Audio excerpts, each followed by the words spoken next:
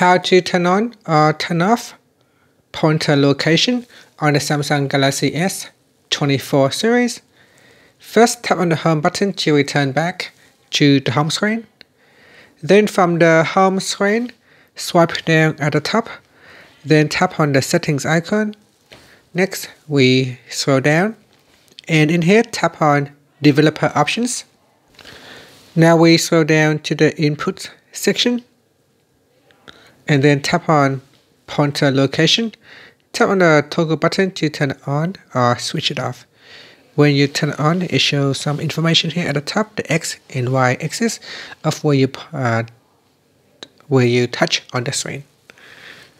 And that's it. Finally, you can tap on the home button to go back to the home screen. Thank you for watching this video. Please like and subscribe to my channel for more videos.